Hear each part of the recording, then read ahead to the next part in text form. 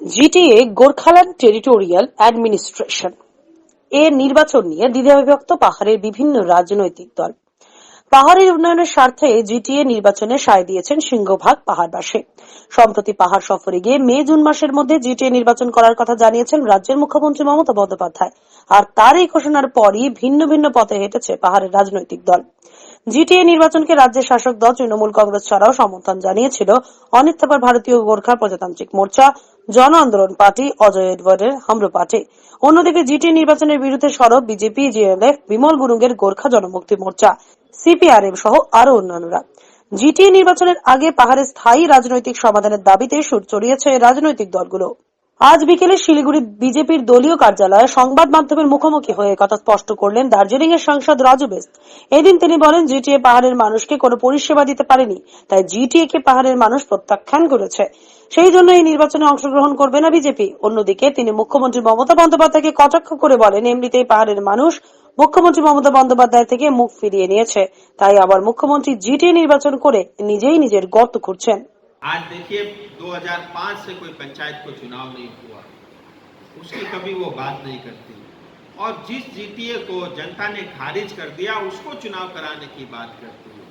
इतना ही नहीं, जब 2021 का चुनाव था तो जितना मैंने सुना उनके मुख से भी मैंने ये सुना कि हम परमानेंट पॉलिटिकल सॉल्यूशन चाहते हैं। जब आप स्थायी राजनीतिक समाधान चाहते हो और जब केंद्र सरकार उसी दिशा में काम कर रही है, मुझे लगता है जीटीए चुनाव करके ममता दीदी अपने आप के लिए गड्ढा खोदने का काम करे। मुझे लगता है उनको उससे बचना होगा। जहां तक हमारी पार्टी का सवाल है या अलायंस पार्टी का सवाल है, लड़ना नहीं लड़ना सभी पार्टियों का अपना अपना स्वतंत्र विचार हो सकता है। उसके ऊपर में अभी कोई हमने कोई ऐसी घोषणाएं की नहीं है। और जितना भारतीय जनता पार्टी का सवाल है,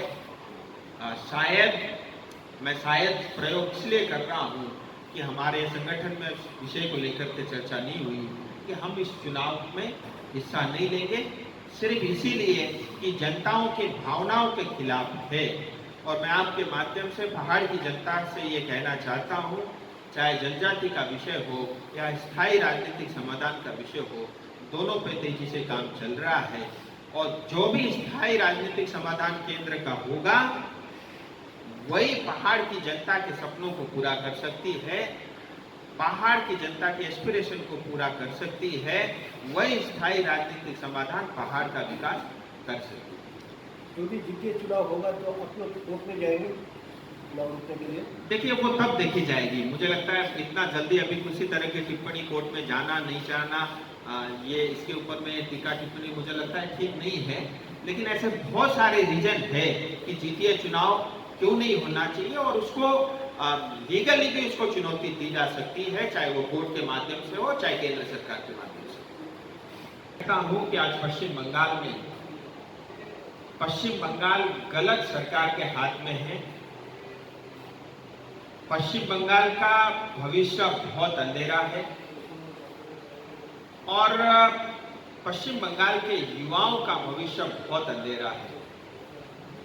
और हम सब 10 करोड़ पश्चिम बंगाल के जनता ये हम जरूर चाहेंगे कि भारत जैसे इतने बड़े और विशाल देश के गृह मंत्री पश्चिम बंगाल जैसी जिसकी स्थिति है, जो लॉ एंड ऑर्डर की सिचुएशन है, हम सब कार्यकर्ता ये चाहेंगे कि देश के गृह मंत्री बार बार आते रहें और पश्चिम बंगाल के 10 करोड़ जनता को भरोसा और विश्वास देते रहें कि जो है 10 करोड़ जनता के पीछे मोदी जी के नेतृत्व में हमारी सरकार और भारत सरकार स्वयं गृह मंत्री हमारे बीच में उपस्थित है।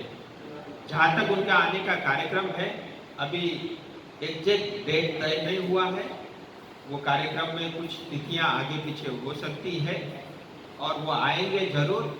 कई सारी सरकारी कार्यक्रम भी लगे हुए नॉर्थ बंगाल में भी, कलकत्ता में भी, और हमारे सब भारतीय जनता पार्टी के जो भी कार्यकर्ता हैं, जो भी नेतृत्वगण है, उनसे मिलने का कार्यक्रम भी होगा।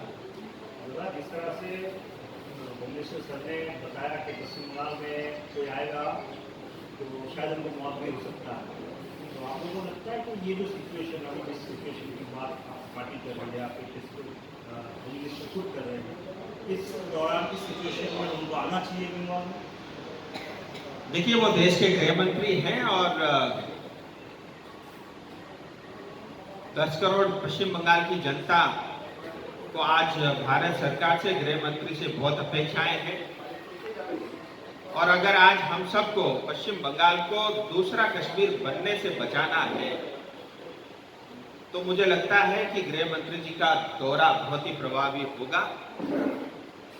क्योंकि आज जिस तरह से खुलेआम लोगों की हत्याएं हो रही है, पॉलिटिकल मर्डर हो रहे हैं और लोगों के ऊपर में हिंसा, अन्याय और अत्याचार हो रहा है खुलेआम, ये पूरा जग जाहिर है। और आज टीएमसी की सरकार ने पश्चिम बंगाल को शर्मसार करने का काम किया है और ये सब करते हुए इनको लज्जा भी नहीं आती, बल्कि बड़े गर्व के साथ कहते हैं कि पश्चिम बंगाल की लॉ एंड ऑर्डर की सिचुएशन अच्छी है। मुझे लगता है कि कोई भी चुनी हुई जो सरकार, ये कहना है कि जेटीए जो है एक गैर कानूनी व्यवस्था है, जिसको पहाड़ को इलीगल तरीके से एक कब्जा करने का ममता बनर्जी जी ने एक जरिया बना रखा है।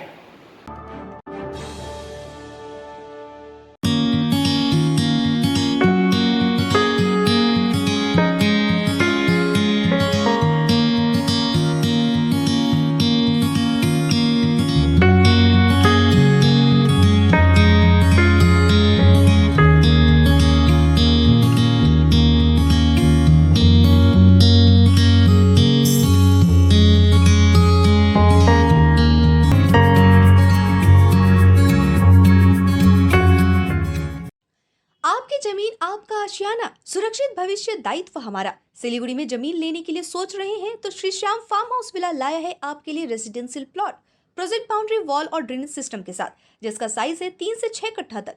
सुविधाएं मिलेंगी लैंडस्केप गार्डन, प्ले एरिया इत्यादि। फर्स्ट फेज की बुकिंग हो चुकी है, सेकंड फेज की बुकिंग है जारी। तो देर किस बात की, अभी संपर्क करें Shri Shyam farm house villa near Dreamland amusement park, Phulbari, Siliguri.